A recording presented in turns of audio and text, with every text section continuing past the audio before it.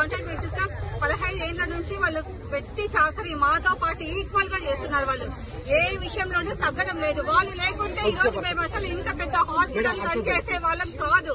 వాళ్ళ సపోర్ట్ తోనే మేము ఒక్క కాంప్లికేషన్ లేకుండా ఈ గవర్నమెంట్ హాస్పిటల్ రన్ చేస్తున్నారు. మొన్న పీజీ స్టూడెంట్స్ అంతా స్ట్రైక్ చేసినారు, తర్వాత హౌస్ ఏజెంట్స్ అంతా స్ట్రైక్ చేసినారు స్టైఫండ్ తక్కువని. కానీ కాంట్రాక్ట్ బేసిస్ వీళ్లతో పాటు మేము కూడా ఈక్వల్ వర్క్ చేసి ఏ కాంప్లికేషన్స్ లేకుండా రన్ చేసినాము.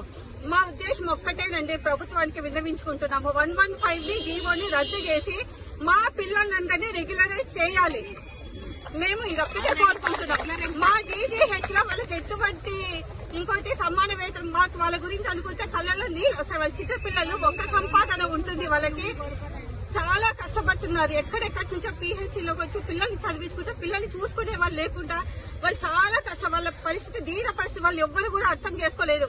ప్రభుత్వము స్పందించి వీళ్ళకి న్యాయం చేయాలని మేము కోరుకుంటున్నాము. మీడియా తరఫున స్టాఫ్ నర్సెస్ కి జరుగుతున్న అన్యాయాన్ని నేను వెల్లబుచ్చుతున్నాను సార్.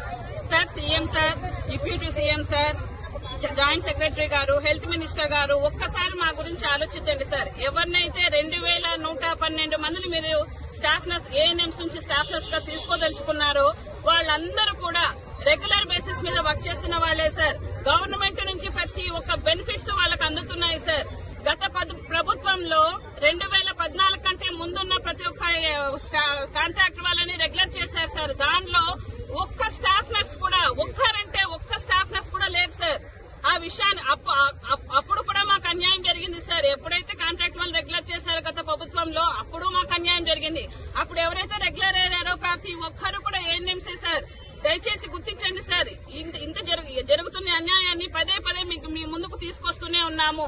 ఇంతకు ముందు మీ దగ్గరకు వచ్చి అడిగినప్పుడు మేము కేవలం స్కిల్ డెవలప్మెంట్ ప్రోగ్రామ్ కింద మాత్రమే ఏఎన్ఎంసీ తీసుకుంటున్నాము. తర్వాత వాళ్ళని వాళ్ళ స్థానాలకి పంపిస్తాము. వాళ్ళ స్కిల్ డెవలప్మెంట్ కోసమే ఈ ప్రోగ్రాము. వాళ్ళని ఏ విధంగానూ మేము స్టాఫ్ నర్సెస్ గా తీసుకోము అని చెప్పినారు సార్. కానీ ఈవెన్ 2-3 నెలల కిందట కొత్త ప్రభుత్వం ఏర్పడిన తర్వాత కూడా గౌరవనీయులైన హెల్త్ మినిస్టర్ గారు సత్యయాదవ్ గారు కూడా మాకు భరోసా ఇచ్చినారు. తప్పకుండా మీకు న్యాయం చేస్తామమ్మా, ఎటువంటి పరిస్థితుల్లోనూ వాళ్ళని స్టాఫ్ నర్సెస్ గా రిక్రూట్మెంట్ చెయ్యము అని చెప్పారు సార్. మరి ఇది ఏ విధంగా 1115 జీవోని తీసుకొచ్చారు సార్.